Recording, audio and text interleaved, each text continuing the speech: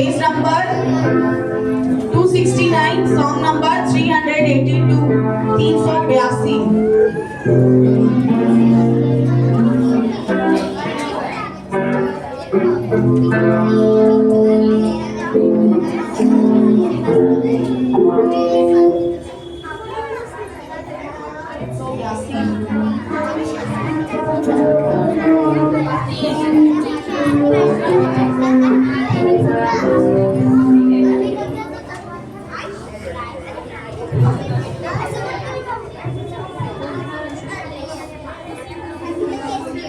चलिए खुशी खुशी मनाओ, हम लोग सब जानते हैं, ताली बजा के हम लोग गाएंगे, ठीक है।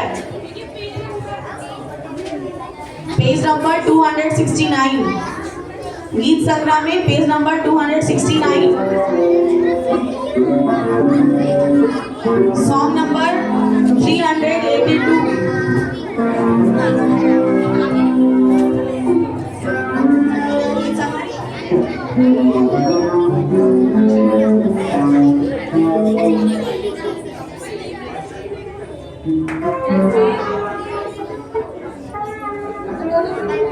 ताली बजा कर हम लोग गाएंगे, सब कोई गाना जानते हैं। चलिए ताली बजा के गाएंगे। खुशी खुशी मनाओ, खुशी खुशी मनाओ, बोलो बोलो मसीहा की जय जय जय, बोलो बोलो मसीहा की जय जय जय। मेरे लिए आया, मेरे लिए दिया, मेरे लिए आया, मेरे लिए दिया, मेरे लिए यीशु ने दुख उठाया, मेरे लिए यीशु ने दुख उठाया, मेरे लिए मर गया, मेरे लिए गाड़ा गया, मेरे लिए मर गया, मेरे लिए गाड़ा गया, मेरे लिए फिर जी उठा, मेरा है मसीह, मेरे लिए फिर जी उठा, मेरा है मसीह। मैं मसीह का हूँ, हम मसीह के हैं, खुशी खुशी मनाओ, खुशी खुशी मनाओ, बोलो बोलो मसीहा की जय जय जय, बोलो बोलो मसीहा की जय जय जय।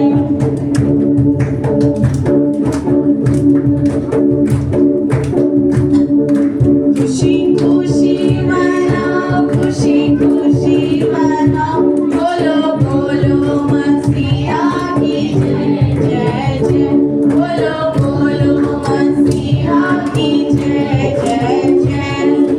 तेरे लिए आया, मेरे लिए जिया, मेरे लिए आया, मेरे लिए जिया, मेरे लिए यीशु ने दुख उठाया, मेरे लिए यीशु ने दुख उठाया, मेरे लिए मर गया, मेरे लिए गाड़ा गया, मेरे लिए मर गया, मेरे लिए गाड़ा गया, मेरे लिए फिर जी उठा, मेरा है मसीह, मेरे लिए फिर जी उठा, मेरा है मसीह।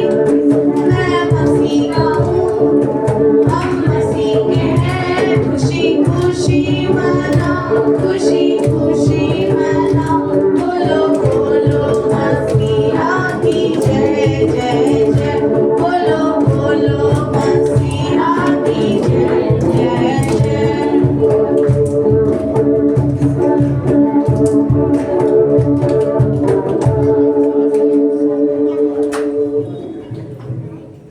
चलिए हम लोग एक्शन सॉन्ग करेंगे जल्दी जल्दी।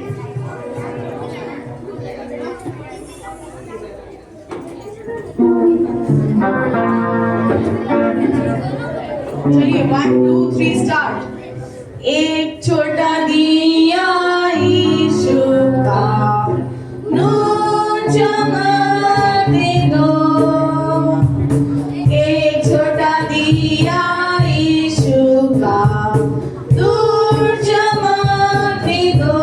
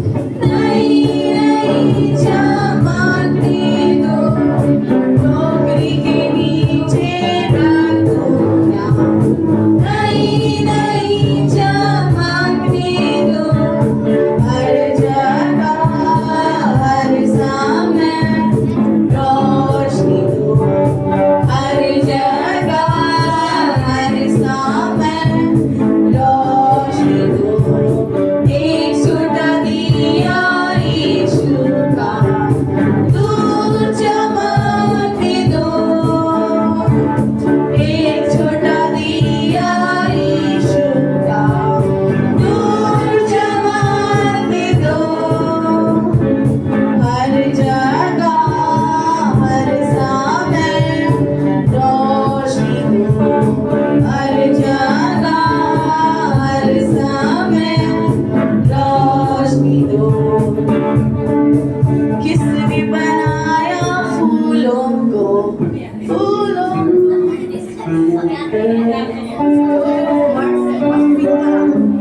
कैसे बनाओ चिड़िया कैसे बनाओ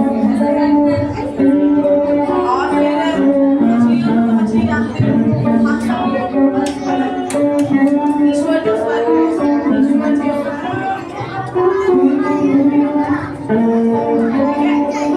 चले 1 2 3 स्टार्ट किसने बनाया फूलों को फूलों को फूलों को किसने बनाया फूलों को फूलों को फूलों को ईश्वर जो स्वर्ग में है इसने बनाया चिड़ियों को चिड़ियों को चिड़ियों को इसने बनाया चिड़ियों को चिड़ियों को चिड़ियों को ईश्वर जो स्वर्ग में है किसने बनाया मछलियों को मछलियों को मछलियों को किसने बनाया मछलियों को मछलियों को मछलियों को ईश्वर जो स्वर्ग में है किसने बनाया हम सबको हम सबको हम सबको किसने बनाया हम सबको हम सबको हम सबको ईश्वर जो स्वर्ग में है किसने बनाया हमको हमको तुमको हमको तुमको किसने बनाया हमको तुमको हमको तुमको हमको तुमको ईश्वर जो स्वर्ग में है किसने बनाया फूलों को फूलों को फूलों को किसने बनाया फूलों को फूलों को फूलों को ईश्वर जो स्वर्ग में है वॉइस करिए किसने बनाया चिड़ियों को चिड़ियों को चिड़ियों को किसने बनाया चिड़ियों को चिड़ियों को चिड़ियों को ईश्वर जो स्वर्ग में है किसने बनाया मछलियों को मछलियों को मछलियों को किसने बनाया मछलियों को मछलियों को मछलियों को ईश्वर जो स्वर्ग में है किसने बनाया हम सबको हम सबको हम सबको किसने बनाया हम सबको हम सबको हम सबको ईश्वर जो स्वर्ग में है किसने बनाया हमको हमको तुमको हमको तुमको किसने बनाया हमको हमको तुमको हमको तुमको ईश्वर जो स्वर्ग में है किसने बनाया गिरजा घर को गिरजा घर किसने बनाया गिरजा घर को गिरजा घर को ईश्वर जो स्वर्ग में है ईश्वर जो स्वर्ग में है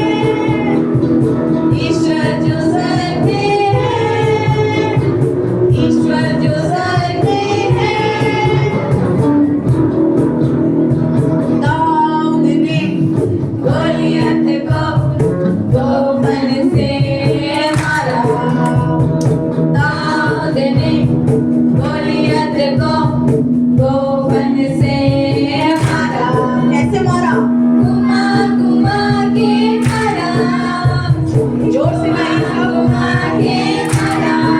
और जोर से और जोर से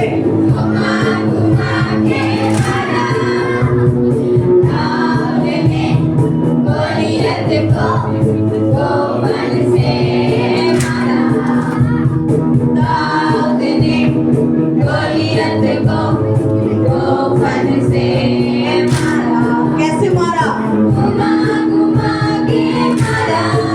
बॉयज लोग गाइए और डांस भी करिए खजूर से नहीं मारना है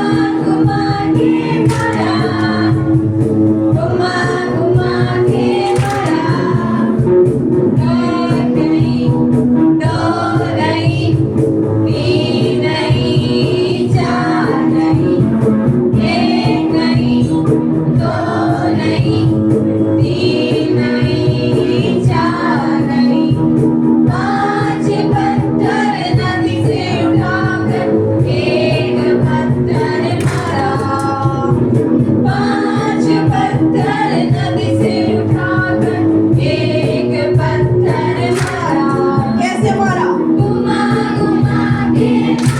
जोर से और जोर से और जोर से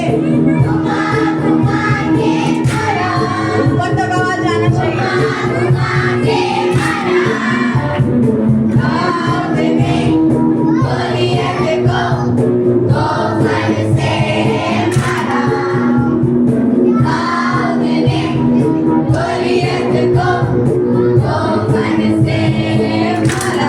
कैसे मारा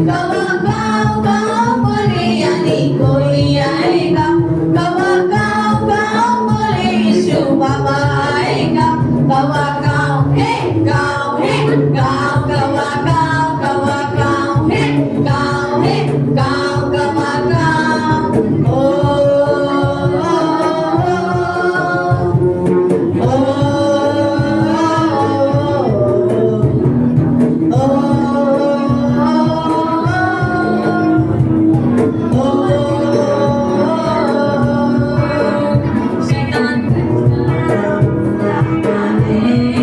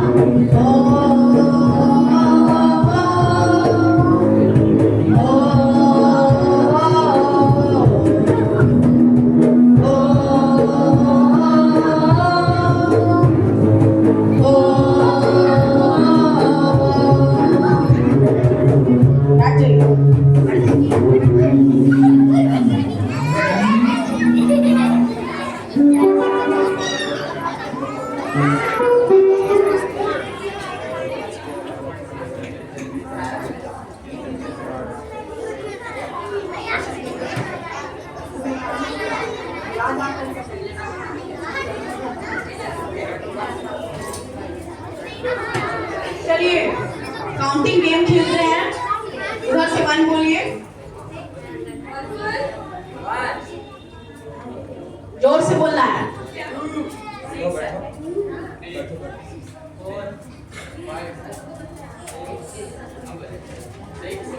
अरे वो सिक्स बोला है।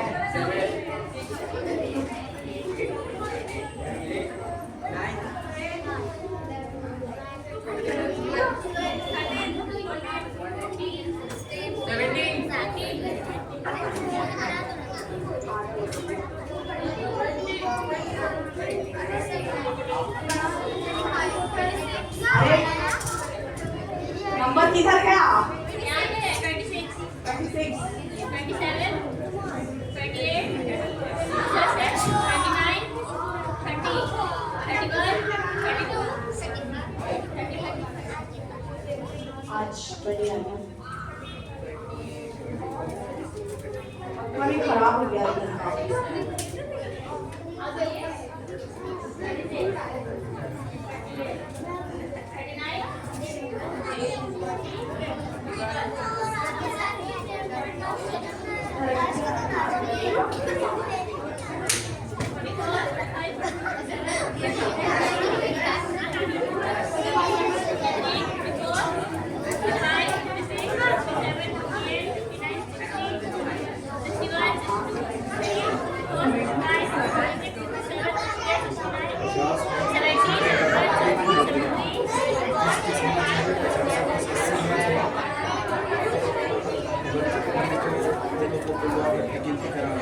अरे पंखा ना हिल रहा है,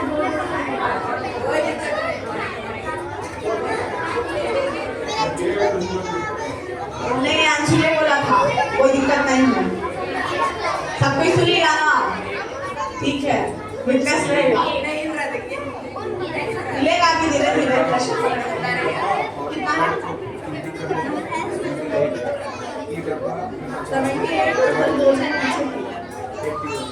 81। आज तो रिकॉर्ड तोड़ दिया सब। 80 है। 80 बनी गया। हाँ और 81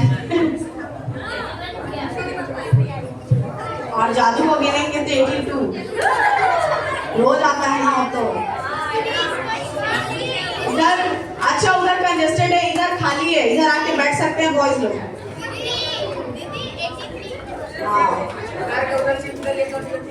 अरे यहाँ पे छाया है।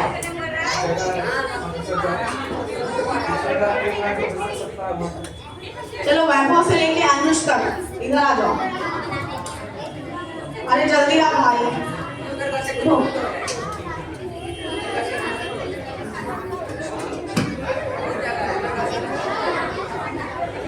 चलिए गर्ल्स, आप ही लोग को सक जाइए, वो लोग नहीं हंसेगा, वो लोग का कमर में दर्द है। चलो नायशा विश्वासी वाला लाइन और इधर अन्ना लोग इधर बैठा, ये तीनों लाइन इधर बैठा। चलो आ जाओ इधर का सकते तुम लोग।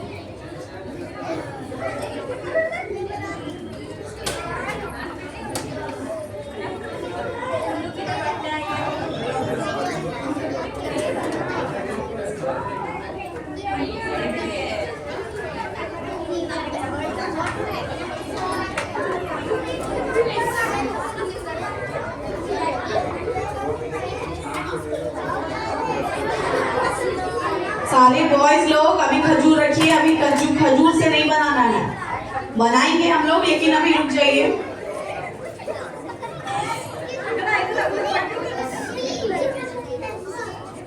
चलिए बॉयज लोग शिफ्ट हो जाइए इधर,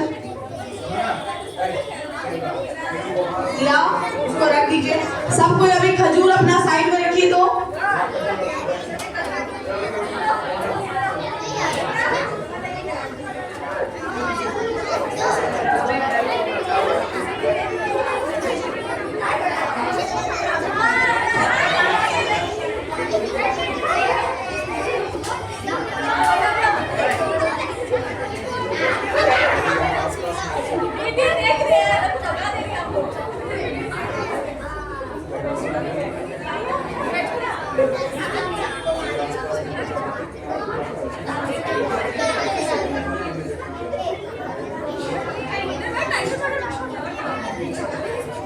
सब कोई रख दिया अपना खजूर, खजूर रखिए अभी सब साइड में, नहीं तो एक दूसरे के ऐसे छूटते रहिएगा आप लोग। हर्षित और अन्ना रखिए, उधर रखिए। आज जो आप लोग को क्रूज मिला, इसलिए मिला उसी के जैसा बनाना है इसीलिए, तो इसलिए क्या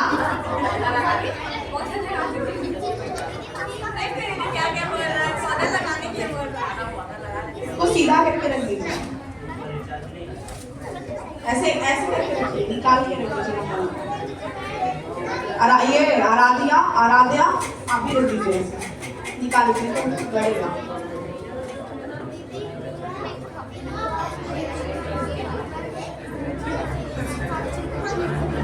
हाँ, हम लोग को स्मरण करना है ना क्रूज को, और हम लोग को क्रूज को स्मरण करना है तो यीशु मसीह को स्मरण करना है ना, कि यीशु मसीह क्रूज पर क्या किए, बलिदान दे रहे हैं, है ना।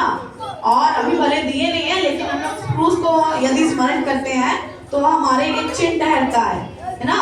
अगर क्रूज को हम लोग अपने लिए उद्धार का कारण भी समझे, या फिर एक तरीके से वो बहुत सारे लोग बोलते हैं कि क्रूज एक शापित है ना, क्योंकि यीशु मसीह इस पर मर गए, है ना। लेकिन जीवन में हम लोग देखते हैं कभी ना कभी किसी का अच्छा भला होने के लिए आपको कीचड़ में पांव तो रखना पड़ता है।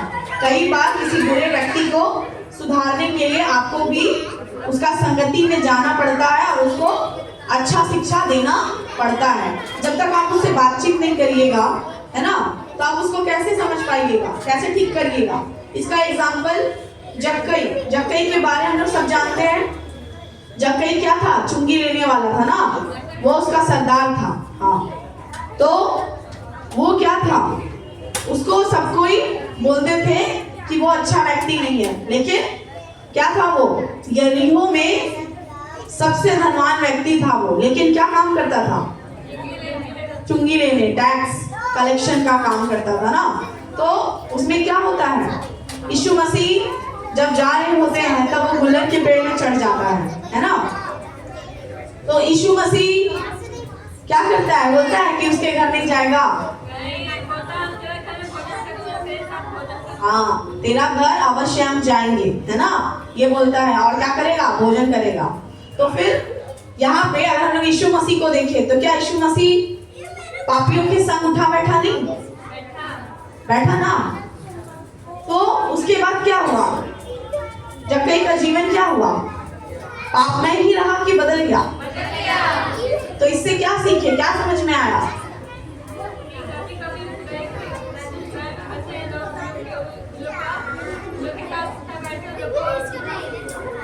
हाँ, हम लोग इससे यही सीखते हैं कि कई बार हमारे परिवेश में, हमारे आसपास में, आर्श और जस्टिन रखिए, उसको लगिएगा चोट, लग जाएंगे ना आंख और नाक में, बात नहीं जो सुनेगा उसको पिटाई करेंगे फिर। हाँ, तो क्या बोल रहे हैं? जक्कई के जीवन से हम लोग क्या सीखते हैं? जक्कई के जीवन से यही सीखते हैं कि यीशु मसीह के मन में, है ना, पापियों के प्रति कोई द्वेष नहीं है, ईर्ष्या नहीं है, लेकिन उसके अंदर जो बुराई है ना, उस बुराई से कहीं ना कहीं यीशु मसीह या परमेश्वर को क्या है? घृणा है। परमेश्वर को पसंद नहीं है बुराई, है ना, और बुराई पसंद नहीं है, इसीलिए इब्लिस को क्या किया? वो पृथ्वी पर ढकेल दिया, है ना। नहीं तो वो भी तो स्वर्गदूत था, उसको अपने पास रख सकता था ना। लेकिन पाप से घृणा करता है कौन? परमेश्वर। और उसी के निमित्त यीशु मसीह को इस जगत में भेजा ताकि हम पापी लोग पाप से क्या हो जाए? छुटकारा पाए। और वो छुटकारा हमें किसकी ओर से मिलता है? यीशु मसीह की ओर से मिलता है, यीशु मसीह से मिलता है, उस पर विश्वास करने से मिलता है ना। तो इसीलिए आज जो हम लोग को क्रूस मिला है, वो हम लोग को अपना क्रूस ढोना है, यानी अपने हर पापों के लिए प्रतिदिन हम लोग को क्षमा मांगना है। और ये क्रूस हमें सिखाता है कि जिस प्रकार यीशु मसीह ने हमारे पापों को, ठीक है, क्रूस पर ढो लिया, ठीक है, उसी प्रकार से हम लोग को भी अपना बोझ और अपना पाप, गलतियों को अपने अपने क्रूस पर प्रत्येक दिन उठाना है और क्षमा मांगना है, मन फिराव करना है पापों से, है ना। और परमेश्वर के निकट जाने के लिए परमेश्वर के साथ संबंध बनाना है, इसका मतलब यही है। और फिर आज खजूर इतवार है। खजूर इतवार हम लोग क्यों मनाते हैं?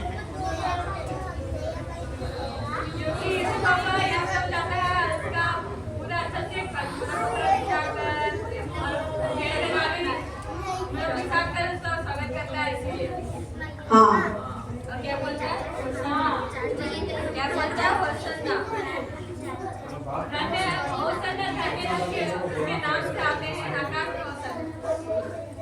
बहुत घूम कर रहा है। होशन्ना का मतलब बताओ, पिछले संडे बताए थे। मारो उसको सब।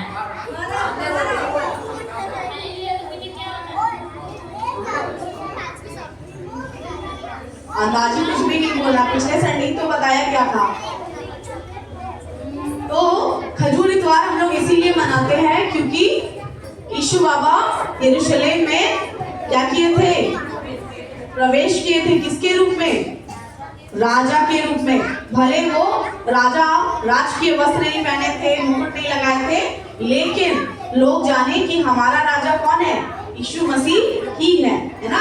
इसीलिए उसके प्रवेश में, उसके आने पर वो लोग क्या करते हैं? खजूर को बिछाते हैं, कपड़ा बिछाते हैं और होशन्ना गाते हैं। और होशन्ना का क्या मतलब है? हमें बचा। एक प्रकार से वो लोग यीशु मसीह से निवेदन भी करते हैं कि हमें क्या करिए? बचा लीजिए, है ना। तो ये मतलब है। तो आज भैया फिर से बताएंगे हम लोग को बाइबल से, और हम लोग कुछ लोग स्किट करेंगे, ठीक है।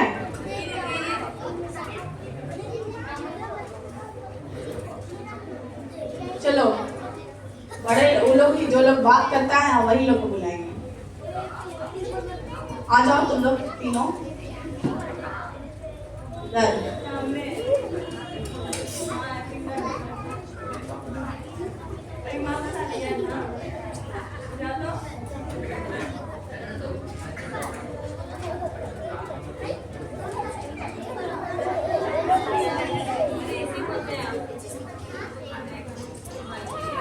गुस्सा क्यों कर लिया? उंगली को क्या होता है?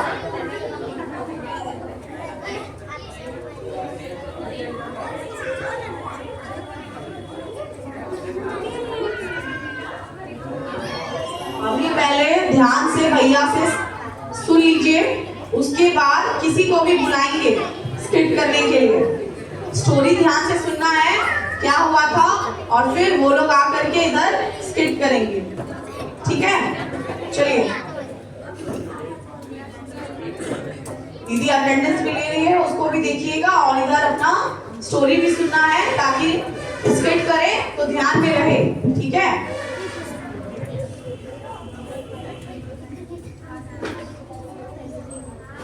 चलिए छोटे बच्चे लोग, फिर खजूर कितने लोग पकड़े हैं? कॉपी निकालिए आप लोग, क्रूज बनाइए, क्रूज लाना चाहिए ना। चलिए जूनियर से लेके छोटे बच्चे लोग, बिगिनर क्लास के बच्चे लोग क्रूज बनाइए। क्रूज और खजूर, खजूर का पत्ता बनाना है, ठीक है? क्रूज और खजूर का पत्ता बनाना है। चलिए ये वाला खजूर का जो डाली बना लाए हैं ना आप लोग,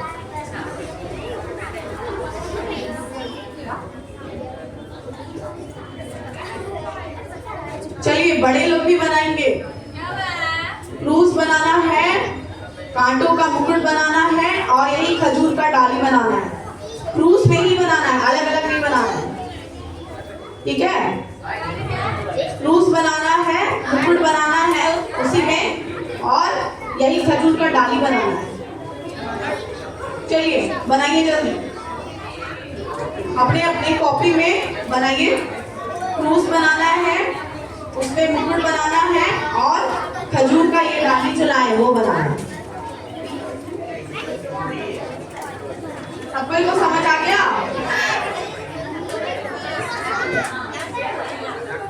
चलिए जल्दी, फिर उसको कौन ला रहा है? अभी रखिए उसको, चुभेगा अभी, पहले बना लीजिए जल्दी।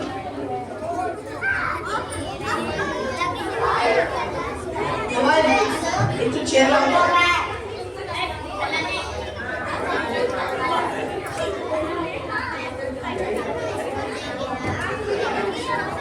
जल्दी जल्दी भैया, वो खजूर पैसे सुला के रखिए।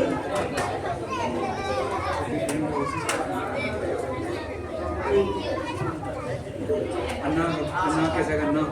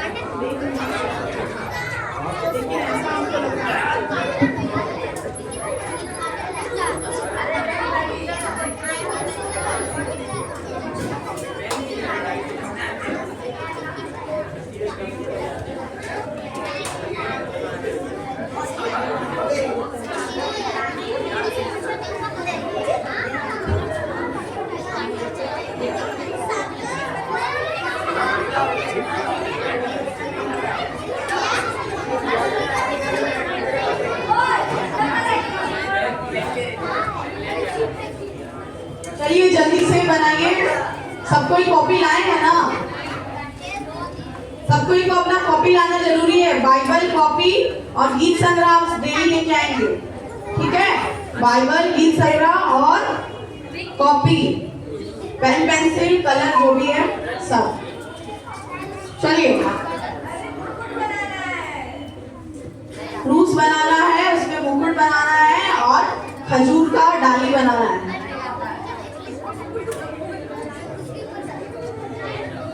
और उसका आप लोग क्या अर्थ समझते हैं तीनों का, वो लेबलिंग करना है, समझ गए? जैसे साइंस में डायग्राम बनाते हैं, लेबलिंग करते हैं ना, वैसे ही क्रूस को बनाना है। क्रूस का क्या अर्थ समझे, मुकुट का क्या समझे?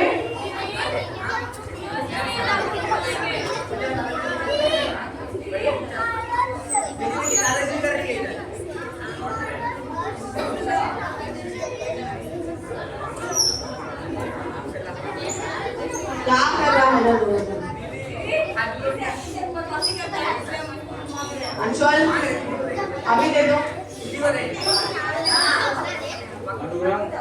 अनुभव नहीं करो। सीधा बैठो।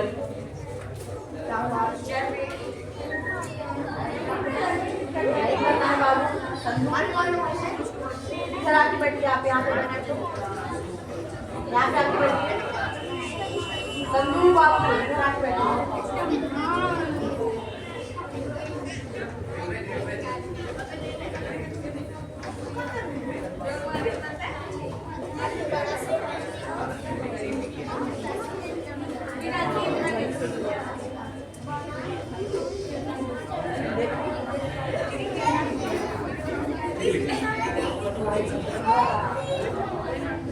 कोशिश करते हैं। तो यहाँ पे हम भी बोलेंगे कि हम जो कर रहे हैं कुछ नहीं, मेरे साथ भी वही सिचुएशन, मतलब हम भी वही चीज़ आपको अलग करेंगे ना बात करेंगे।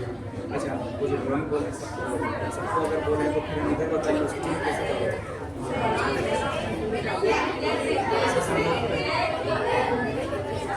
अभी तो बोले सोनू भी और बाबू का नाम एक से कैसे हम लोग कर लेंगे, लेकिन कर नहीं ना सर। कौन रबर फेंक रहा है? कौन फेंक रहा है इधर? कौन रबर फेंक रहा है? हमें फेंक नहीं पता कौन किसका है।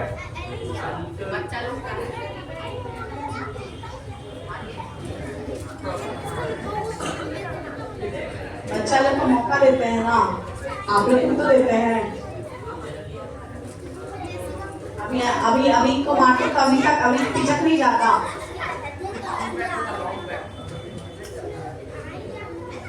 और बेइज्जती करता, तेरा ही भाई है ना।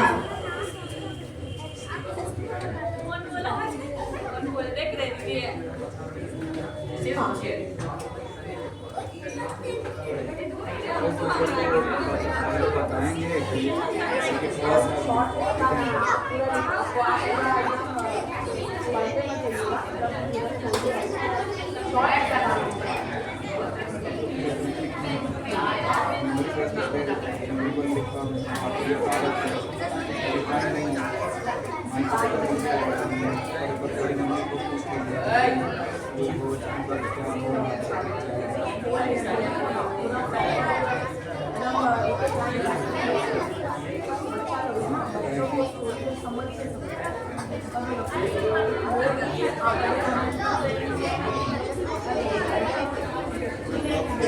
अनुभव अच्छा ना उसको।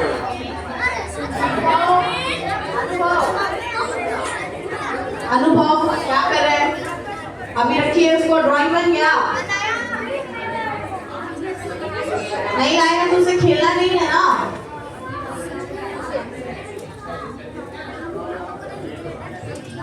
चलिए सब कोई खजूर, बाबू इधर रखिए, बाबू खजूर को इधर सामने रखिए, गले का नाम भी।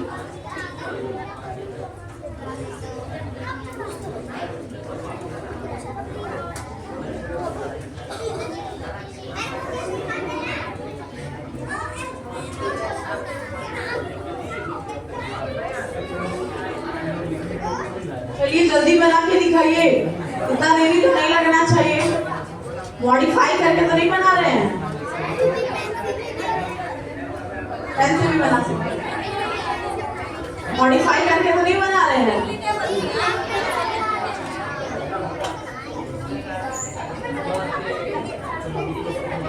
क्या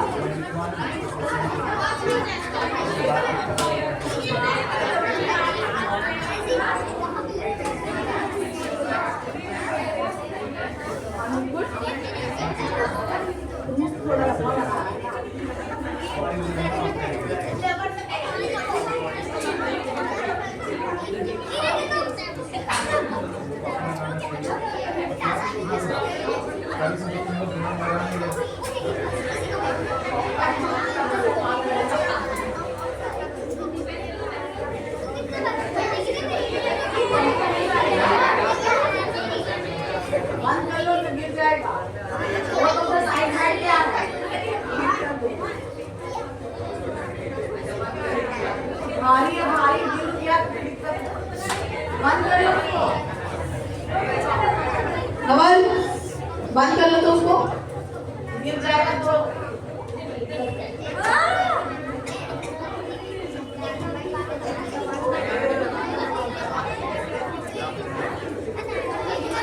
चलिए किसका किसका ड्राइंग बन गया क्रूज और मुकुट का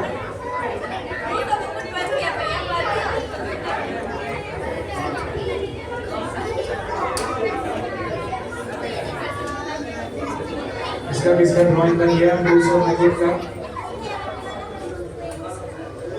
और किसका किसका बना है देखिए पहले ड्राइंग का काम मिला था ना तो पहले ड्राइंग वाला काम कर लीजिए ना उसके बाद लिखने वाला काम करना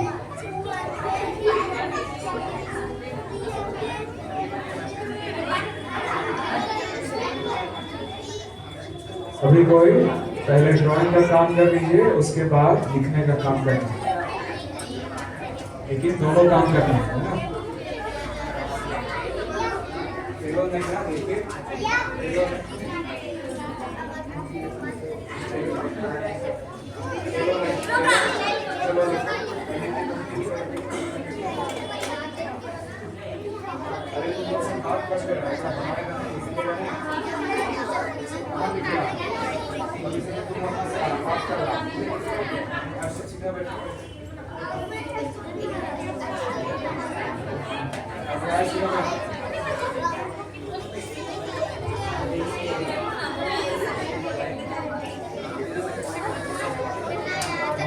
आप नहीं करेंगे उधर बॉयज जल्दी जल्दी बनाएंगे ड्राइंग बनाना है उसके बाद लिखना है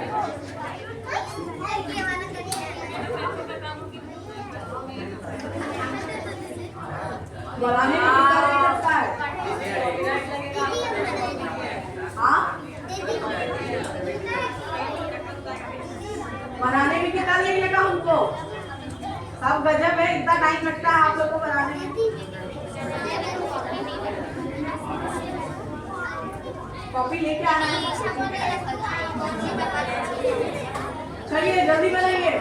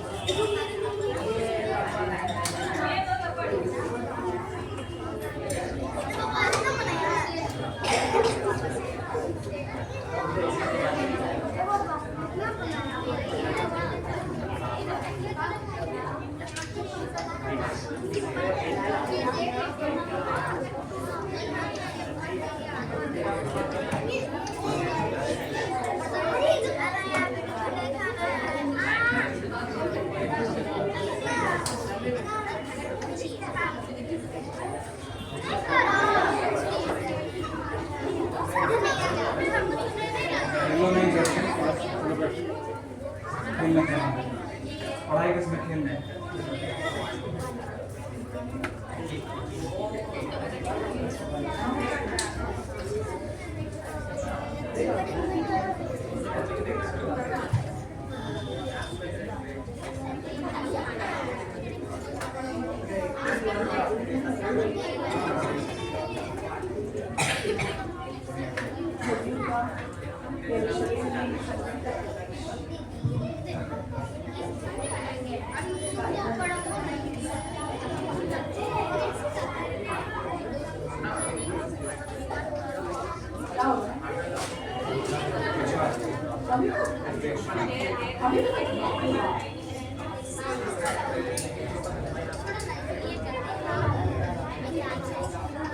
अच्छा शालीन यरूशलेम हुआ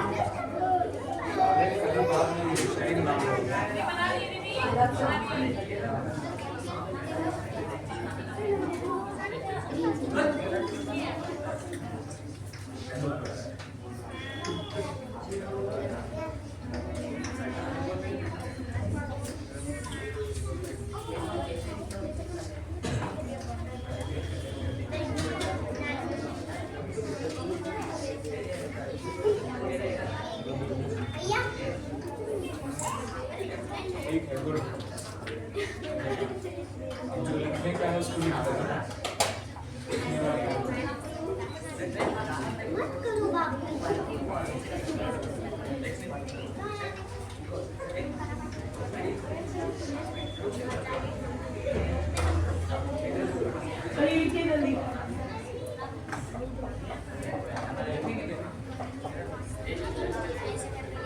मेबल हम देखते हैं। चलिए जल्दी जल्दी। चलो बात नहीं, जैसे जल्दी बना लो।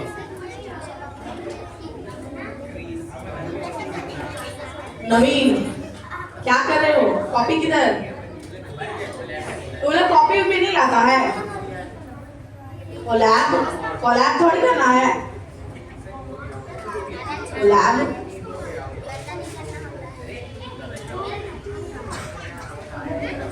चलिए 5 मिनट समय दे रहे हैं, सिर्फ 5 मिनट।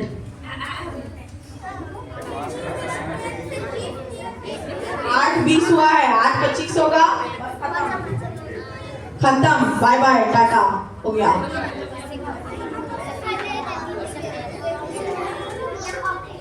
आज हम लोग गेम में खेलेंगे। जल्दी करिए, जल्दी जल्दी करिए, बहुत कुछ करना है अभी हम लोग को। अभी हो गया?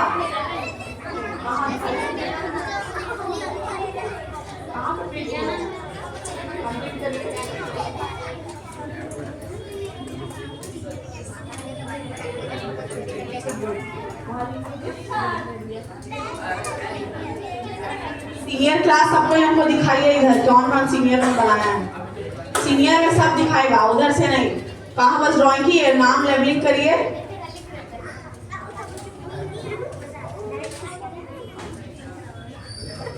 नाम कौन लिखेगा?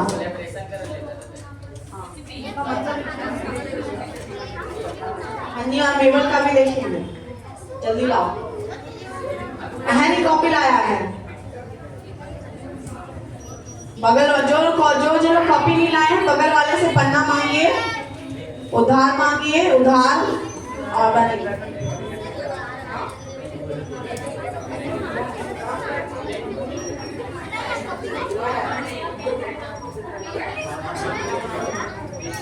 खेल नहीं करो, बॉय अपना अपना बनाओ जल्दी। कितना लोग का बन गया है? चल निशाना लगाना है। कितना लोग का बन गया है? और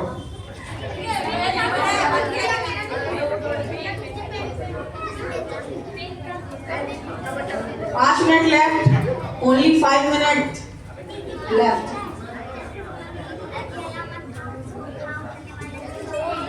अरे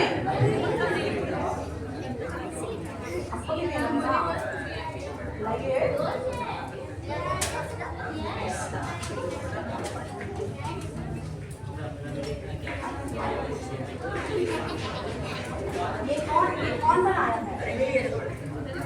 कौन बनाया? हुआ? कौन हुआ? अरे तुम लोग इतना नंबर क्या है? बैठते हो तो यहाँ से कॉल पर इतना नहीं समझ आता है, कैसे बैठा जाता है। हुआ? नहीं जानते हो तो पहले सीख लो। हुआ बनानी है। एक तो नहीं लाने वाला लोग का अलग समस्या है, वो लोग लाएगा नहीं, दूसरों को परेशान करेगा, और ऊपर से तुम लोगों की तरीका जानते हैं। अरे छोटे बच्चे लोग और जेनेटा का नाम गया। तुम लोग का मन क्या है? कोलैब विलैब कुछ नहीं। यीशु मसीह के राज्य में सबको अपना क्रूस ढो के चलना है। सब कोई अपना अपना नोटबुक जरूर लेके आएंगे, ठीक है? हम लोग सीखने के लिए आते हैं और हम लोग सीखेंगे। भैया इधर आइए।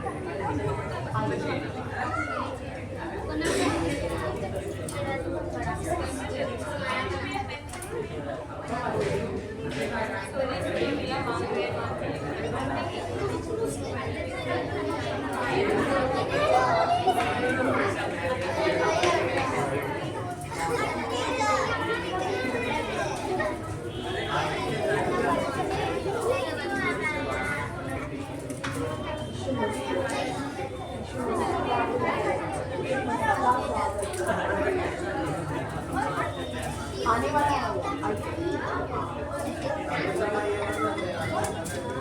चलिए जल्दी जल्दी बनाए, दिखाइए जल्दी।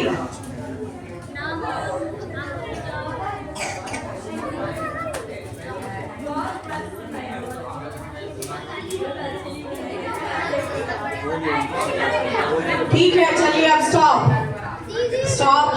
Stop in the name of the Lord.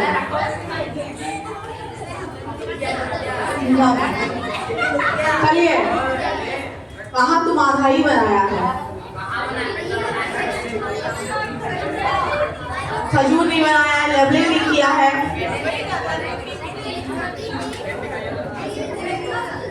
Good, ठीक है, चलिए हम लोग बाइबल से अब ड्राइंग बंद। आप सुनना है, इधर भैया जो स्टोरी बता रहे हैं वो सुनना है। गुड,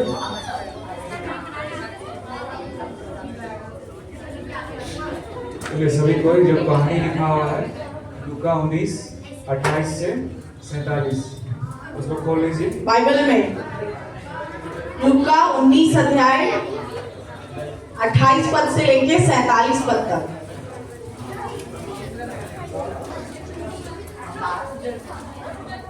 प्रत्येक दिन अपना बोझ उठाना है इसी क्रूस पर। अगर गलती होती है तो यीशु मसीह से, है ना, परमेश्वर पिता से क्षमा मांगना है, अपना मन फिराना है और फिर वो गलती नहीं दोहराना है ना। चलिए, सबको मिल गया? क्या लिखा हुआ है?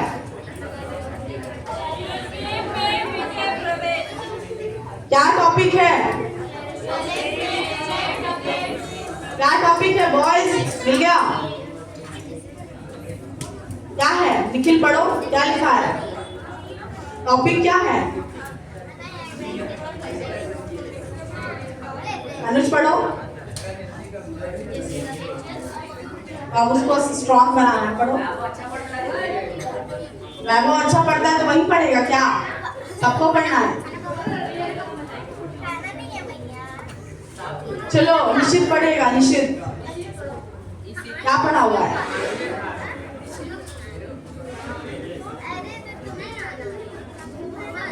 बस टॉपिक पढ़ना है, टॉपिक।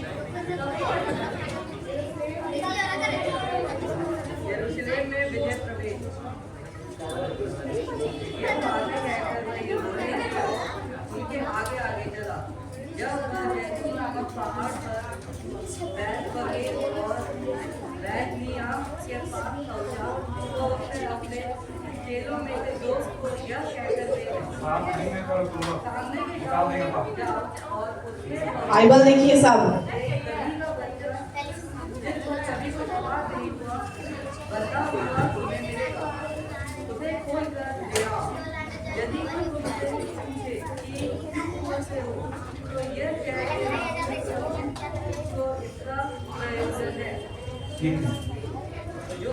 ठीक है, हो गया। ठीक, गुड। सब कोई को बाइबल पढ़ने आना है, ठीक है? कितने लोग को विनती करना आता है? आता है ना? अगले बार से सबका टर्न आएगा। और बहुत लोग को नहीं आता है।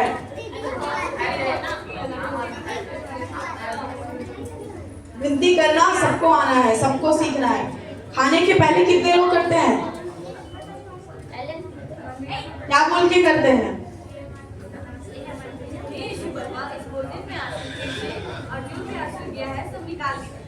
एक, खाने के बाद कितने लोग करते हैं?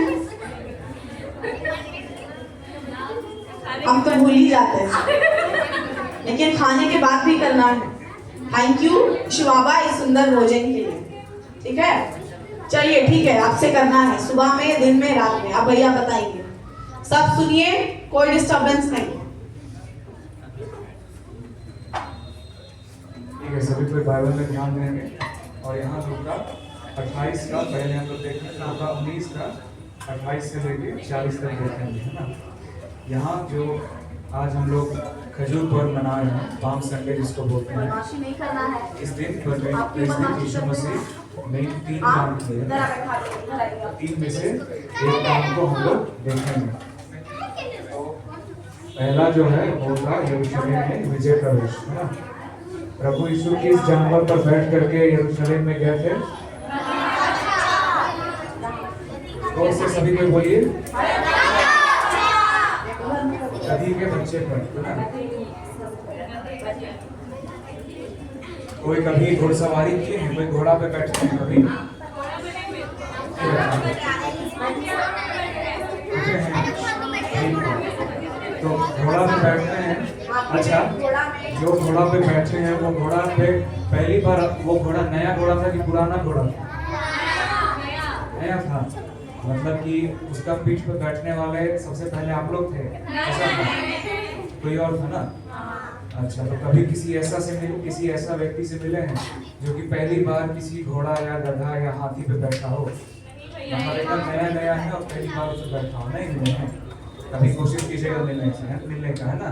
और पूछिएगा कि जब आप पहली बार बैठे थे तो आप अच्छा से बैठ पाए थे कि आपको ऐसे उचक करके गिरा दिया था, है ना? तो 100 लोग से अगर आप पूछिएगा, चाहे 10 लोग से पूछिएगा, 10 में से 8 लोग बोलेगा कि हाँ, हमको एक बार घोड़ा से गिराने की कोशिश करना है ना, चाहे गिरा भी दिया। तो नया नया जानवर लोग ऐसा करते हैं। क्यों करते हैं पता है? क्योंकि वो लोगों को आदत नहीं होता है कि मेरा पीठ के ऊपर कोई इतना भारी सामान या फिर भारी आदमी बैठ रहा है ना। वो लोग जब छोटे रहते हैं तब से लेकर जब तक वो लोग बड़े होते हैं तब तक वो लोग को आदत नहीं होता है कि मेरा पीठ के ऊपर भारी कुछ चीज रखा हुआ है ना। तो वैसे ही यहाँ पर जैसे हम लोग देखते हैं 30 में प्रभु यीशु अपना चेला लोग को भेजता है, बोलता है कि सामने का गांव में जाओ और एक मनुष्य का गधी का बच्चा बना हुआ मिलेगा ना, उसको खोलकर ले आना। और अगर कोई तुमको रोकेगा तो कह देना कि प्रभु को इसका प्रयोजन है, प्रभु को इसका काम है। और वहाँ हम लोग देखते हैं कि जैसा चेले लोग प्रभु से बोले थे वैसे ही वो लोग जाते हैं, और जैसा बोले थे गधी का बच्चा मिलेगा वैसे ही लोग को मिलता भी है। और उसको जब ये लोग खोलते हैं तो एक मनुष्य आता है, उसका मालिक होगा जरूर, और वो मना करता है तो वो लोग उसको वैसा ही बोलते हैं जैसा प्रभु यीशु बोलने के लिए कहा था कि बोल देना प्रभु को इसका प्रयोजन है। तो वो लोग बोल देते हैं तो वो आदमी फिर दोबारा ये लोग को मना नहीं करता है। और फिर क्या होता है, फिर क्या होता है कि प्रभु यीशु उस गधी के बच्चे पर बैठ करके यरूशलेम में जाते हैं ना। लेकिन गधी का बच्चा पे वो नए बच्ची रहती है ना, उस पर कभी कोई सामान नहीं लादा रहता है, उस पर कभी कोई आदमी सवार नहीं होता है ना। तो उस पर प्रभु यीशु बैठता है। क्यों प्रभु यीशु उस पर बैठता है? बात नहीं कीजिए, फिर ध्यान दीजिए। प्रभु यीशु एक घोड़ा को नहीं चुनता है ना, प्रभु यीशु एक गधा का बच्चा को चुनता है ना। अच्छा, ये नेथन यहाँ कहाँ बैठा है? अपना जगह बैठ रहा। क्या कर रहा? नहीं करना है। उधर आर्श की तरफ से हटाए, आर्श को छेड़ रहा था, फिर अनाया को छेड़ रहा था। वो छेड़ते रहते हैं। बदमाशी नहीं करना है ना, इसीलिए नेथन को वहाँ बैठा है। पहले बदमाशी नहीं कर रहा था, अभी बदमाशी कर रहा है। चलिए बैठिए। हम लोग देखते हैं कि प्रभु यीशु, अच्छा, जब भी सैनिक लोग कहीं जाते हैं तो वो लोग किस जानवर पे सवार होके जाते हैं? घोड़ा पे। क्यों जाते हैं घोड़ा पे?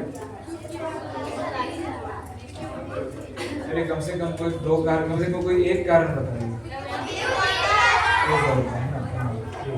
सही है। और दूसरा इसलिए भी वो लोग करते हैं क्योंकि घोड़ा जो था वो एक इस चीज का चिन्ह था कि वो काफी बड़ा आदमी है ना, काफी पैसा वाला आदमी है। लेकिन प्रभु यीशु घोड़ा को नहीं चुनता है ना। घोड़ा को चुन सकता था, लेकिन प्रभु यीशु अपने जीवन के शुरू से ही, अपने जन्म के समय से ही हमेशा इस बात को दिखाया कि वो एक बहुत ही सामान्य आदमी है ना, एक छोटा आदमी है, पैसा वाला नहीं है। फिर जब प्रभु यीशु का जन्म भी हुआ तो उसका अपना घर में नहीं हुआ ना उसका कोई राज घराना था, ना ही वो यूसुफ जहाँ रहता था वहाँ उसका जन्म हुआ, बल्कि एक गौशाला में ना, जहाँ गाय बैल रहते वहाँ उसका जन्म हुआ। तो वैसे ही प्रभु यीशु अपना उसी तरीका से जब यरूशलेम में जाता है तो वो घोड़ा पे सवार नहीं होकर के एक गधी के बच्चे पे सवार होता है। और जब गधी के बच्चे पे सवार होता है तो वो गधी की बच्ची नहीं रहती है ना, उस पर कभी कोई सवार नहीं होता है। तो वो गधी की बच्ची को भी अगर भारी लगता है या अजीब लगता तो प्रभु यीशु को गिरा सकती है ना, लेकिन वो नहीं गिराती है। क्यों नहीं गिराती है? क्योंकि जब प्रभु यीशु उस पर बैठता है तो जानवर पर एक तरह से कहेंगे पवित्र आत्मा उसको शांत कर देता है ना। और वो गधी की बच्ची प्रभु यीशु को नहीं गिराती है। प्रभु यीशु उस पर आराम से बैठ करके यरूशलेम तक पहुंच जाता है ना। और ये जो घटना है, ये घटना पहली बार नहीं है जब कोई जानवर के द्वारा परमेश्वर बात किया या किसी जानवर पे परमेश्वर का आत्मा समाया है ना। बिलाम के बारे बताएं ना, बिलाम के बारे कितना लोग पहले से जानते हैं? नहीं जानते हैं बिलाम के बारे? नहीं जानते हैं। बिलाम नाम का एक भविष्यवक्ता था ना, एक नबी था, और क्या होता है कि उसको बताया थे, बिलाम नाम का एक नबी होता है, उसको क्या होता है कि कुछ मोआब का राजा की तरफ से कुछ मंत्री लोग आते हैं, उसको पैसा दे करके अपने पास बुलाते हैं, बोलते हैं कि आप इस्राएलियों को श्राप दीजिए ना, और बदले में आपको जितना सोना चांदी कपड़ा चाहिए हम लोग दे देंगे। और बिलाम जो गधी पे बैठ करके जा रहा होता है, वो गधी को परमेश्वर रोकता है ना। वो गधी पहली बार क्या करती है कि चलते चलते रुक जाती है ना। बिलाम फिर उसको मारता है डंडे से, थोड़ा दूर चलती है, और फिर वो क्या करती है कि जो दीवार रहता है रास्ता के किनारे दीवार, उस दीवार के एक किनारे में वो सट जाती है, और जब वो दीवार सट जाती है तो बिलाम का पैर भी दीवार से लग जाता है, और हम लोग जब बोलते हैं ना पैर छिपा है वैसा होने लगता है। तो बिलाम को फिर गुस्सा लगता है, फिर वो मारता है गधी, फिर थोड़ा दूर चलती है और फिर गधी जमीन पर बैठ जाती है, उठती ही नहीं। तो बिलाम को बहुत गुस्सा आता है, बहुत मारता है, तब गधी का मुंह खुल जाता है ना। परमेश्वर उसको ऐसा कर देता है कि गधी मनुष्य के जैसा बोलने लग जाती है। तो इसीलिए हम लोग वहां पर भी देखते हैं कि एक गधी का परमेश्वर इस्तेमाल कर रहा है। और यहाँ यीशु मसीह के फजल इतवार के दिन भी प्रभु यीशु एक गधी को शांत करके उस पर बैठ करके यरूशलेम जाता है ना। तो हम लोग देखते हैं यहाँ पर जैसे 19 का 36 से देखेंगे, 36 से, तो वहाँ लिखता है जब वह जा रहा था तो वे अपने कपड़े मार्ग में बिछाते जाते थे। मतलब जैसे जैसे प्रभु यीशु यरूशलेम में अंदर गया तो लोग उसका स्वागत करने के लिए मार्ग में कपड़ा बिछाते गए और खजूर का डाली बिछाते गए, है ना। ये वाला स्टोरी जो है मत्ती 21 में भी मिलेगा, तो वहाँ पर पढ़ेंगे तो खजूर का डाली के बारे में लिखा हुआ है।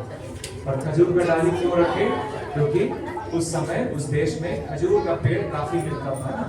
जैसे यहाँ झारखंड में आम का अमरूद का पेड़ खूब मिलता है, तो वैसे ही वहाँ पर इस्राएल में अभी भी और उस समय भी खजूर का पेड़ बहुत सारा था। तो वो लोग खजूर का डाली काट काट करके खजूर का डाली को मार के बिछाते हैं और कपड़ा मार के बिछाते हैं स्वागत करने के लिए। और तब फिर क्या होता है कि वो लोग सभी कोई मिल करके स्तुति करने लगते हैं ना। जैसे आप 38 में लिखा है, जो मेमोरी वर्स है, क्या लिखा है 1938 में? सभी को देखिए, धन्य है वह राजा जो प्रभु के नाम से आता है ना। ये लोग प्रभु यीशु को एक प्रभु की ओर से भेजा हुआ राजा के रूप में स्वीकार करते हैं, उसका स्वागत करते हैं ना। और ये लोग कहते हैं कि वो राजा धन्य है जो प्रभु के नाम से आता है। क्योंकि और बहुत सारे राजा को ये लोग देखे हैं, लेकिन कोई ऐसा राजा नहीं रहता है जो कि, या फिर कहेंगे बहुत कम राजा लोग रहते हैं जो कि प्रभु के नाम से आते हैं। लेकिन जब प्रभु यीशु आता है तो ये लोग उसका स्तुति करते हैं, कहते हैं कि धन्य है वह राजा जो प्रभु के नाम से आता है। स्वर्ग में शांति और आकाश मंडल में महिमा हो। और फिर लिखता है आगे, तब भीड़ में से कुछ फरीसी उससे कहने लगे, हे गुरु अपने चेलों को डांट। उसने उत्तर दिया, मैं तुमसे कहता हूँ यदि ये शुभ है तो पत्थर चिल्ला उठेंगे। यहाँ पर कुछ फरीसी लोग रहते हैं जो लोग प्रभु यीशु को नहीं मानते हैं कि ये परमेश्वर की ओर से भेजा हुआ है। तो ये लोग सब प्रभु यीशु को कहते हैं कि ये प्रभु, जो तेरे पीछे चलने वाले लोग हैं और जो तेरे चेले लोग हैं, जो लोग तेरी स्तुति कर रहे हैं, उनको डांटिए, उनको बोले चुप रहने के लिए। प्रभु यीशु बोलता है कि मैं तुमसे कहता हूँ यदि ये चुप रहे तो पत्थर चिल्ला उठेंगे। अब इसका दो मतलब है। एक तो कई बार लोग कहते हैं कि इसका मतलब ये है कि जो वाकई में जमीन पे पड़ा हुआ पत्थर रहता है उससे आवाज निकलेगा ना। लेकिन कई बार लोग ऐसा कहते हैं कि जो, अच्छा वो वाला दृष्टांत जानते हैं ना, घर बनाने वाला बुद्धिमान पुरुष घर बनाया और मूर्ख घर बनाया। बुद्धिमान किस पे घर बनाता है और मूर्ख किस पर घर बनाता है? और फिर दोनों का घर में आंधी आता है, लेकिन किसका घर खड़ा रहता है? बुद्धिमान का घर जो चट्टान पे पड़ा रहता है ना। और चक्रांत किसका प्रतीक है? प्रभु यीशु का शिक्षा का, है ना। तो कहने का मतलब है यहाँ पर जब प्रभु यीशु बोलता है, मैं तुमसे कहता हूँ यदि ये शुभ है तो पत्थर से डालते हैं। कहने का मतलब है कि जो अगर तुम मेरे चेलों को चुप करते हो, चुप कराते हो, तो और भी बहुत सारे लोग हैं जिनके हृदय में परमेश्वर का वचन बसा हुआ है ना, वो लोग मुझे मसीह और वो लोग मुझे प्रभु जानकर वो लोग मेरी स्तुति महिमा करेंगे, है ना। तो कहने का मतलब है कि तुम लोगों को पूरी तरह से चुप नहीं करा सकते। कुछ लोग चुप कराओगे, लेकिन अगर वो लोग चुप रहेंगे और लोग हैं वो लोग स्तुति महिमा करेंगे। फिर आगे लिखता है दूसरा घटना होता है ना, एक ये हो गया विजय प्रवेश, फिर दूसरा घटना होगा यरूशलेम के लिए विलाप, है ना। अच्छा, प्रभु यीशु इंसान था और ईश्वर दोनों था ना, लेकिन प्रभु यीशु जब यहाँ पृथ्वी पे रहा तो जैसा मनुष्यों को महसूस होता है खुशी, दुख, गुस्सा, है ना, हर प्रकार का अनुभव प्रभु यीशु को भी हुआ, है ना। और प्रभु यीशु के बारे में हम लोग पढ़ते हैं कि वो रोता भी। प्रभु यीशु के बारे में हम लोग जीवन जितना भी हम लोग पढ़ते हैं नया नियम में, तो हम लोग पढ़ते हैं कि वो सिर्फ 2 ही बार रोता है ना। एक यहाँ रोता है यरूशलेम विजय प्रवेश के दिन, और दूसरी बार कब रोता है? प्रभु यीशु कब रोता है? 2 बार रोता है ना। एक तो यहाँ बता दी, और दूसरी बार कब रोता है?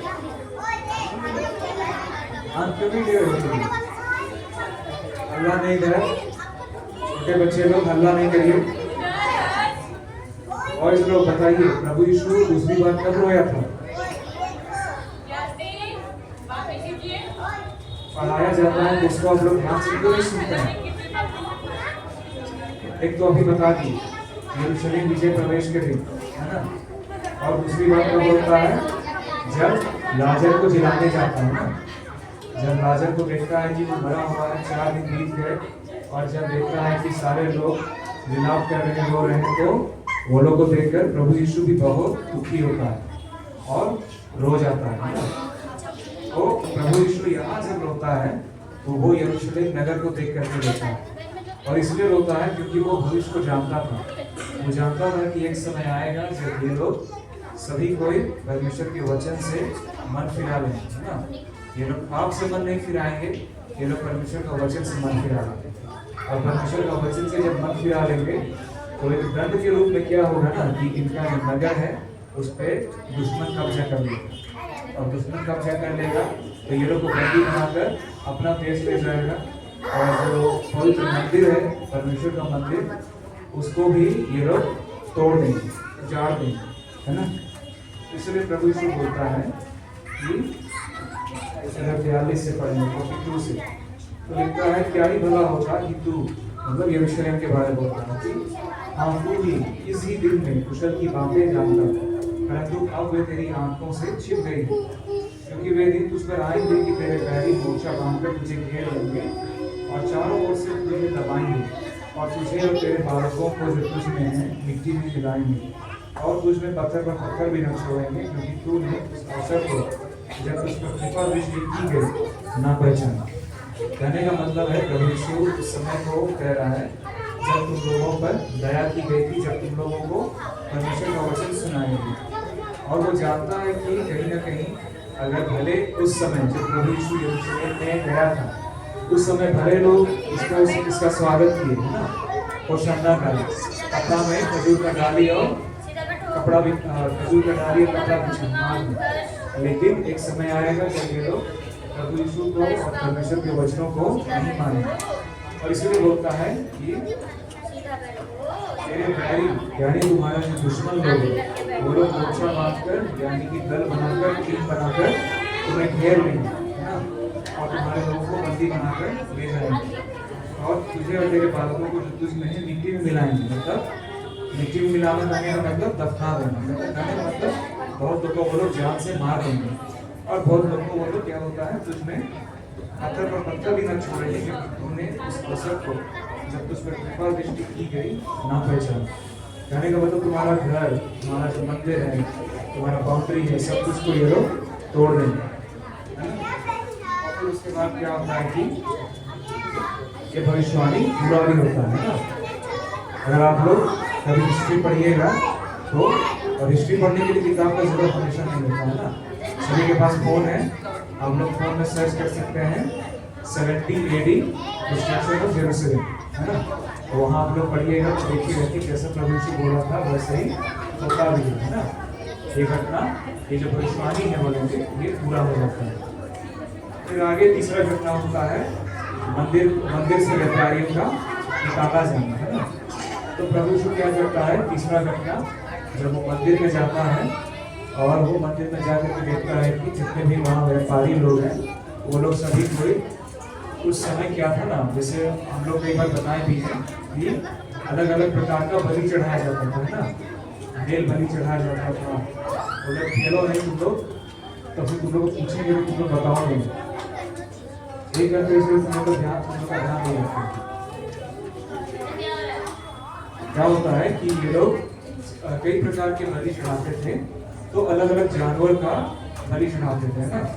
भेड़ का हो गया, बकरा का हो गया, है ना, या फिर कबूतर का अर्पण कराने के समय किसी अगर बच्चे का अर्पण कराना है तो भेड़, या अगर भेड़ नहीं है तो कबूतर। लेकिन ये जो व्यापारी लोग थे, ये लोग क्या करते थे कि मंदिर का कैंपस नहीं है, जो मंदिर का जो एरिया था वहीं पर ये लोग सारा खरीद बिक्री करते थे और यहीं पर ये लोग जानवरों को बेचते थे, है ना। और उससे था कि वहाँ का माहौल काफ़ी खराब हो जाता है, शोर हो रहा है, हल्ला हो रहा है ना, वहाँ जानवरों का आवाज़ हो रहा है, लोग वहाँ पैसों का लेन देन कर रहे हैं। और ऐसा कई बार जो लोग बाइबल के स्कॉलर होते हैं वो लोग कहते हैं कि जो व्यापारी लोग थे वो लोग दाम बढ़ा करके बिक्री करते थे, ना। जितना जानवर का दाम नहीं है उससे ज़्यादा वो लोग, जितना जानवर का दाम था उससे ज़्यादा वो लोग अपना लाभ कमा लेते थे, ना। अपना प्रॉफिट कमाने के लिए वो लोग दाम बढ़ा करके बेचते हैं। तो जब प्रभु यीशु देखा कि ये लोग इस तरह से बेचते हैं, बिक्री करते हैं, तो इसलिए हम लोग पढ़ते हैं, लिखता है 45 से 45 से, तब वो मंदिर में जाकर बेचने वालों को बाहर निकालने लगा और उनसे कहा, लिखा है मेरा घर प्रार्थना का घर होगा, परंतु तुमने उसे डाकुओं को बना दिया। तो यहाँ हम लोग देखते हैं प्रभु यीशु मंदिर में जाता है, जब देखता है कि लोग इस तरह खरीद बिक्री कर रहे हैं तो उन सबको बाहर कर देते हैं, है ना। और बोलता है कि लिखा है ऐसा वचन में कि मेरा घर यानी परमेश्वर का घर प्रार्थना का घर कहलाता है, लेकिन तुम लोग उसको डाकुओं का खोल, मतलब गुफा, मतलब कि एक तरह से बोल सकते हैं अड्डा, है ना। तो प्रभु यीशु कहता है कि तुम लोग मंदिर को प्रार्थना का घर न छोड़कर एक डाकुओं का अड्डा बना दिए। तुम लोग यहाँ लूट रहे हैं, जरूरत से ज़्यादा दाम में बेच रहे हैं और तुम लोग गलत तरीके से मुनाफा कमा रहे हो, वो गलत है। इसलिए बोलता है तुम लोग इसको डाकुओं का अड्डा बना दिए। इसलिए कहता है यहाँ पर 47 से तो प्रतिदिन मतलब प्रभु यीशु रोज मंदिर में जाकर उपदेश करता था और जो लोग उसके विरोध होते यानी फरीसी और शास्त्री लोग, वो लोग हर बार प्रयास करते थे कि हम लोग प्रभु यीशु को पकड़ें। प्रधान याजक और शास्त्री और लोगों के प्रमुख उसे नष्ट करने का अवसर ढूंढते थे। नष्ट करने का कहने का मतलब मारने का, है ना। प्रभु यीशु वो लोग चाहते थे कि हम लोग प्रभु यीशु को जान से मार दें, है ना। लेकिन वो लोग ऐसा नहीं कर सकते थे। और जब भी प्रभु यीशु कहीं पर जाते थे तो भीड़ की भीड़ जमा हो जाती थी प्रभु यीशु के वचनों को सुनने के लिए, है ना। तो यहाँ जब हम लोग 3 घटना पढ़े, ये 3 में से 2 घटना जो है वो अतीत में हो चुका है। अनुभव जगह बैठो और छोटे बच्चे लोग जो है खेलो नहीं, सुनना नहीं है, लेकिन बताया जा रहा है इसको सुनना है ध्यान से। और इधर बॉयज लोग कभी बात नहीं करते, तो कभी से गुनाह करने सुनते नहीं। और 3-4 लोग मिल गए तो पूरा बात कर रहे हैं, ध्यान दिया तो बताया जा रहा है।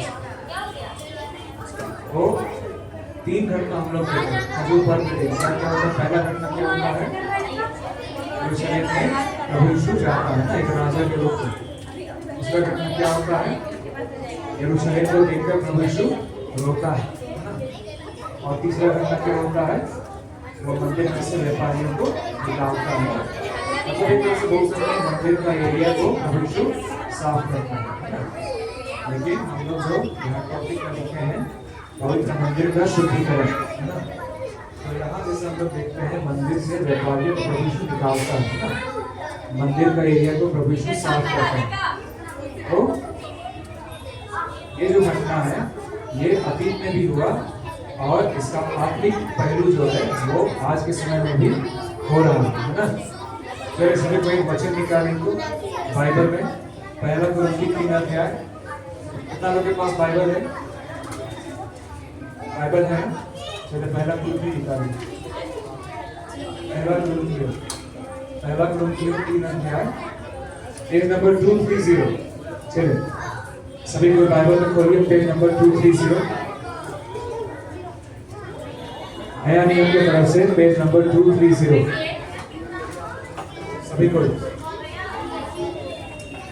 बाइबल लाए हैं। सभी के पास सब बाइबल लाए हैं तो बाइबल में है पेज नंबर 230 पहला कुरिन्थियों 3 का 16 और 17 230 छोटा वाला बाइबल में दूसरा पेज नंबर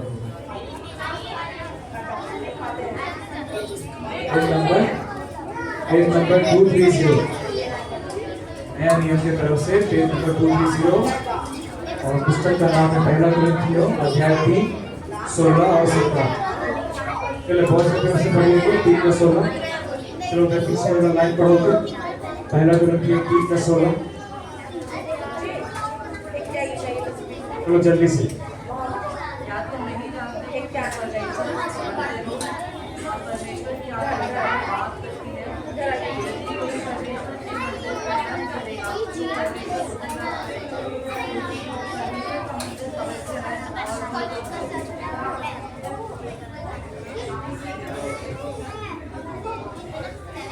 बाकी लोग ध्यान दीजिए।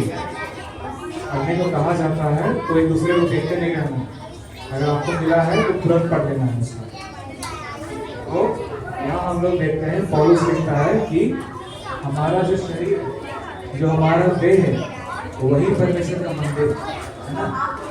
अब अगर परमेश्वर सॉरी यीशु मसीह उस समय जो सुलेमान का बनवाया हुआ मंदिर था है ना, बीच में बेबी लोग के राजा इन लोग को बंदी बनाकर ले गए। बाद में लोग वापस आए तो एजरा और नहम्याह उस मंदिर को दोबारा बनवाए रिपेयर करवाए। और वो मंदिर से जब प्रभु यीशु व्यापारियों को निकालता है कह सकते हैं प्रभु यीशु मंदिर को शुरू करता है ना। तो वो तो हो गया, वो काम प्रभु यीशु कर लिया, सब चलेगा है ना।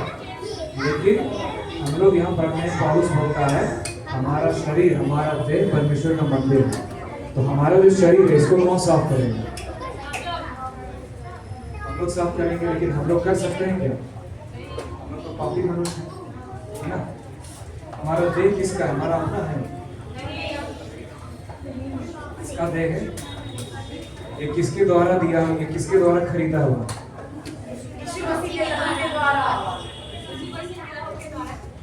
मसीह खरीदा है ना, अपने लहू के द्वारा, अपना लहू का दाम चुका है ना। कभी ऐसा हुआ है हम लोग दुकान में जाते हैं, हम लोग तो पैसा देके खरीदते हैं ना। कभी ऐसा हुआ है दुकान में गए हैं, बोला है कि हमको 1 यूनिट खून दे दो तो हम हुआ है नहीं। लेकिन प्रभु यीशु कहता है कि हमारा शरीर के लिए, बाइबल कहता है हमारा शरीर के लिए वो अपना लहू बहाकर कीमत चुकाया है ना। चलिए एक और वचन पढ़ो, देखिए ये कहाँ पर लिखा है।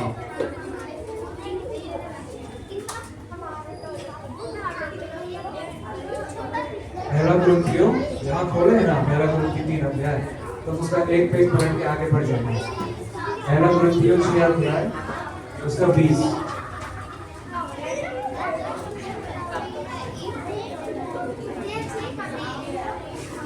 हाँ पहला कुरिन्थियों 6 का 20। चलो बहुत लोग पढ़ो बीच में लाइन से, कोई और पढ़ो। पहला कुरिन्थियों 6 का 20।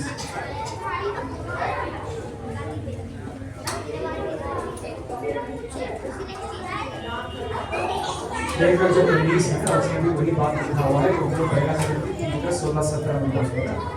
वहाँ लिखा है कि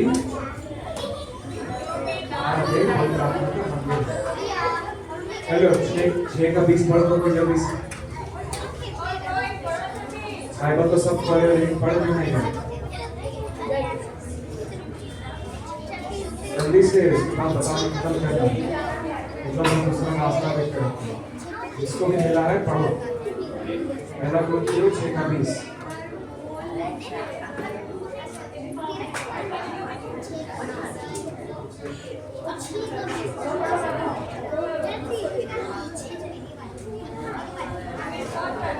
पढ़ो।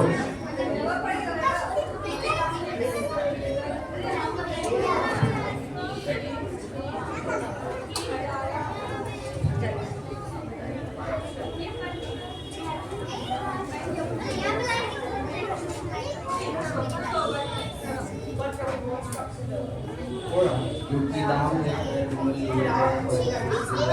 के द्वारा परमेश्वर की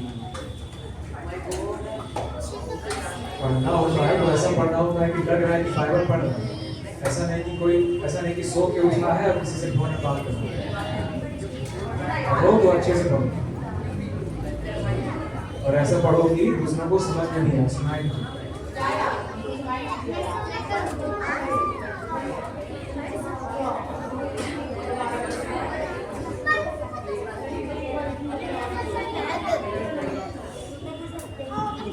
और जैसा हम लोग यहाँ देख रहे हैं, यहाँ पर लिखता है कि दाम देकर मोल लिए गए हो। चलो पढ़ो, बढ़िया से पढ़ो।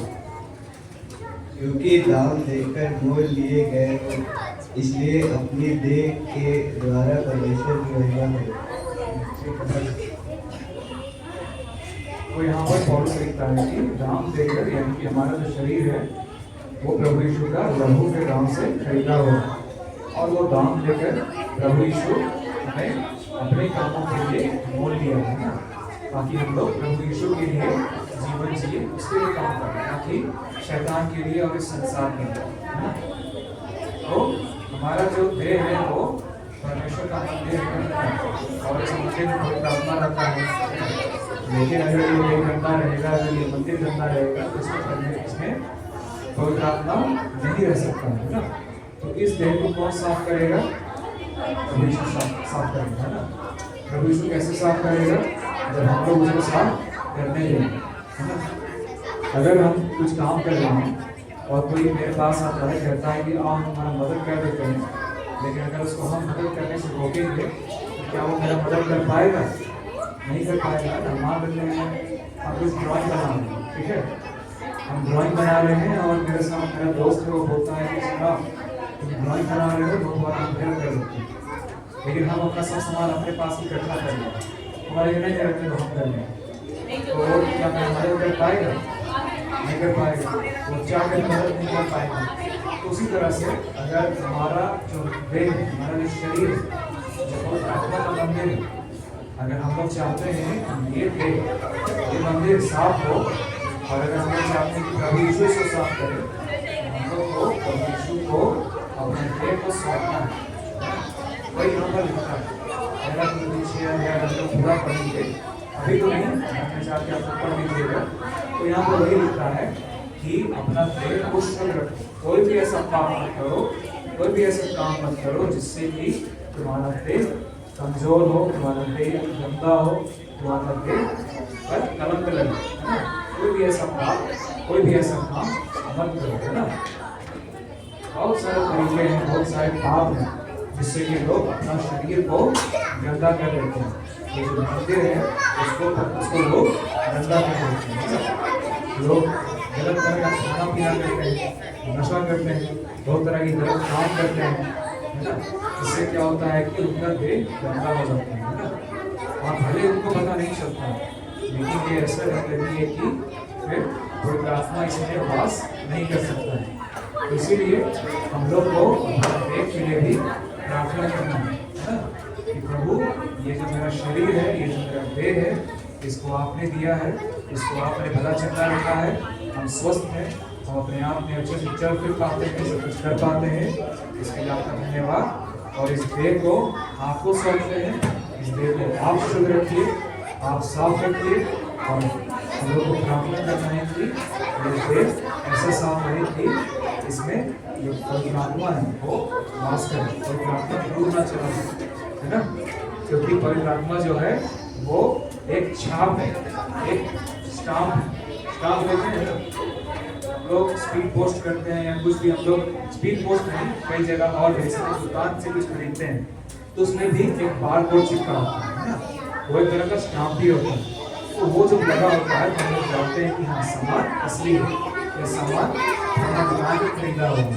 या फिर अगर हम लोग स्पीड पोस्ट वगैरह करते हैं, स्टाम्प लगा रहता है तो हम जानते हैं कि हाँ भारत सरकार का स्टाम्प है ना, तो हम लोग जानते हैं कि वो सामान असली है। उसी तरह से हम लोग जब इधर प्रकाशित वाक्य पढ़ेंगे तो उसमें हम लोग देखते हैं कि दो प्रकार का स्टाम्प के बारे में बात किया गया है। एक परमेश्वर का स्टाम्प है और दूसरा मनुष्य का स्टाम्प है। मनुष्य का स्टाम्प कहने का मतलब शैतान का है। और हम लोग अगर पवित्र आत्मा, अगर हम लोग अपना देह को साफ रखते हैं ना तो हमारे अंदर पवित्र आत्मा रहेगा, और पवित्र आत्मा रहेगा तो अपने आप परमेश्वर का स्टाम्प लग जाएगा, है ना। लेकिन अगर हमारे अंदर पवित्र आत्मा नहीं रहेगा तो शैतान का स्टाम्प लग जाएगा, और तो फिर हम लोग चाहेंगे कि हम लोग को परमेश्वर ग्रहण कर ले तो ऐसा संभव नहीं है। इसीलिए अपना देह रूपी मंदिर को शुद्ध करने के लिए हमें परमेश्वर से प्रार्थना करना है ना। चलिए ठीक है, आज के लिए इतना ही। मंदिर बस याद कर लीजिएगा, लूका 29:38 अगली बार पूछेंगे।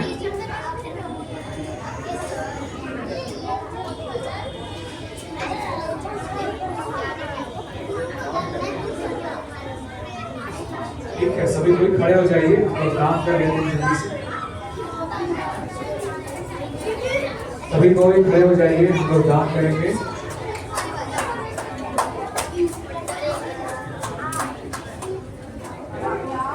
चलो आज हम लोग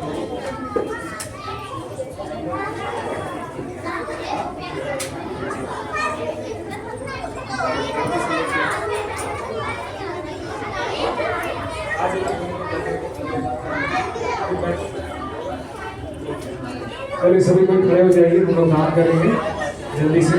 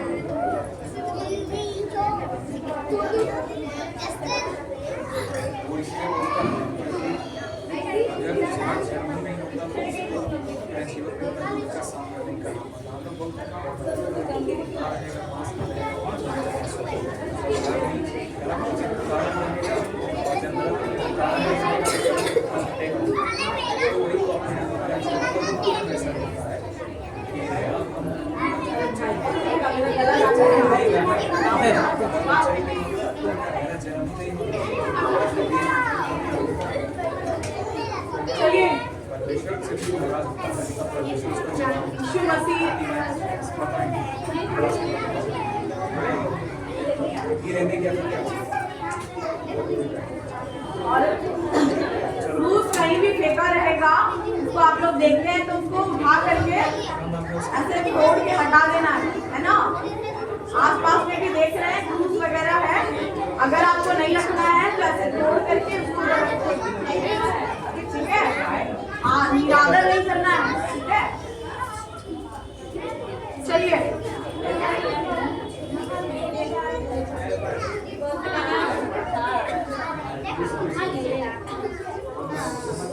गाने दीजिए।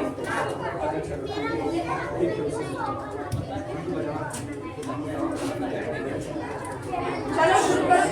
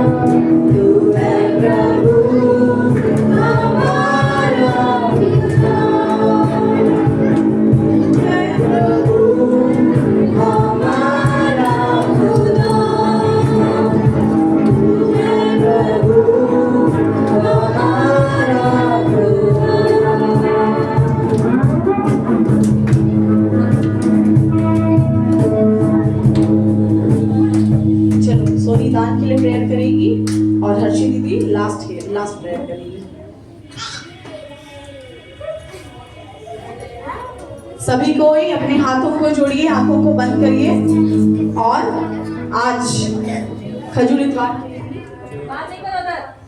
हम लोग सभी को ही प्रेयर करेंगे, प्रेयर में जाएंगे।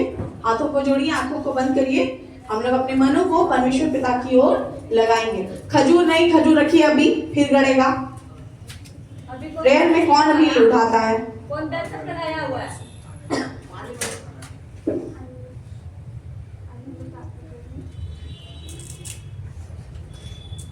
हम लोग प्रार्थना करेंगे।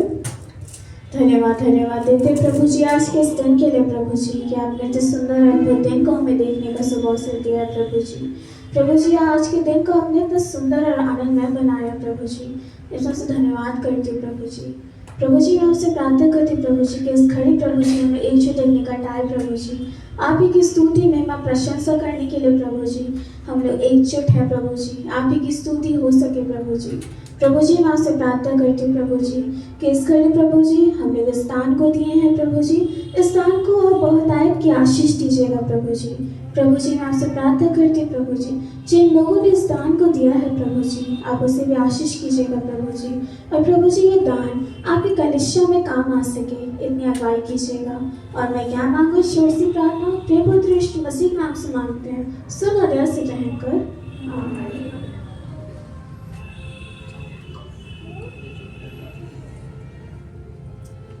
देते पिता परमेश्वर कि आपने हम सबों के साथ रहे हैं।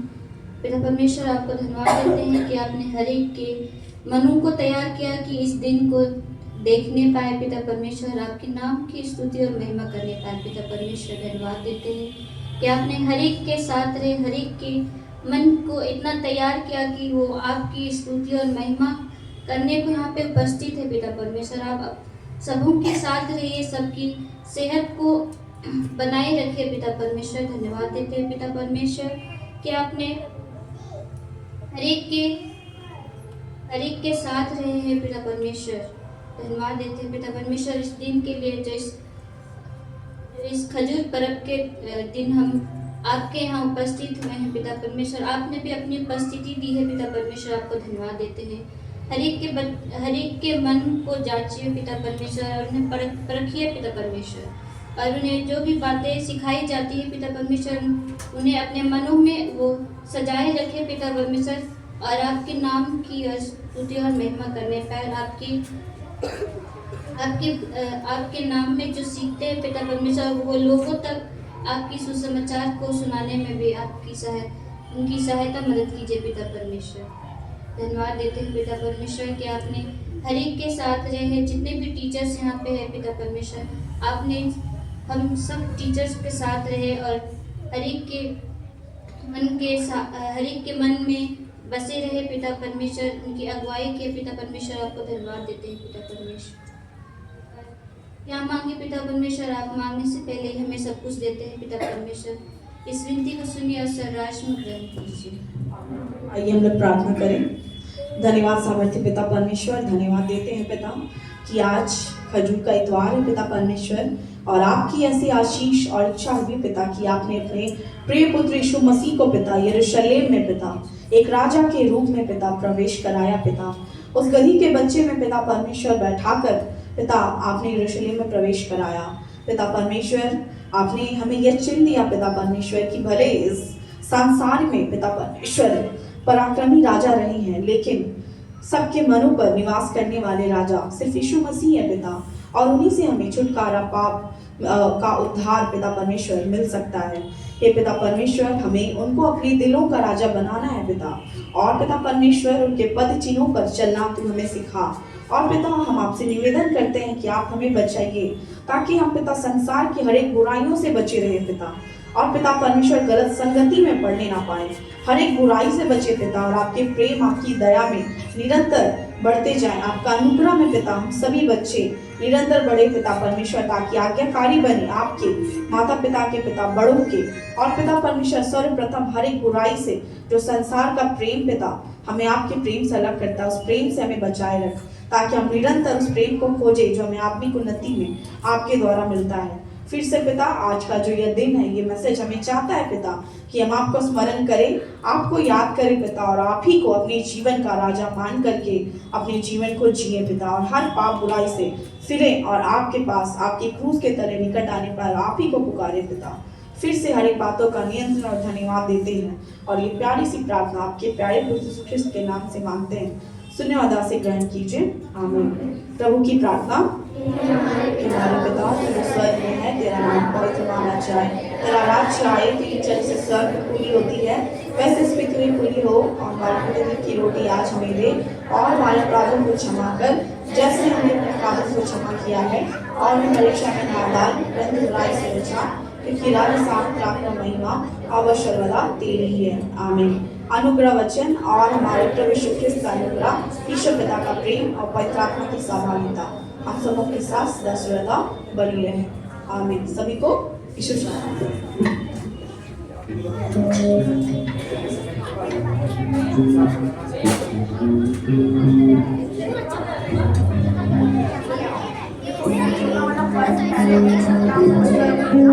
और आज मेरा लाइन है और प्रेरणा प्रतिभागी और छोटा बच्चा को देना हमारे डब्बा में है।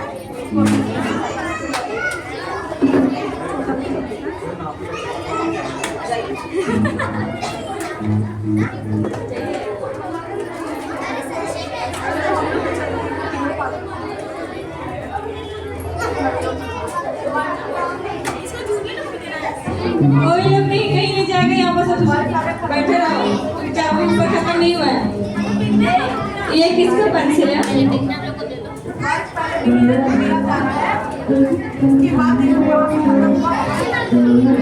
सीनियर बच्चे छोटे बच्चे को देखिएगा।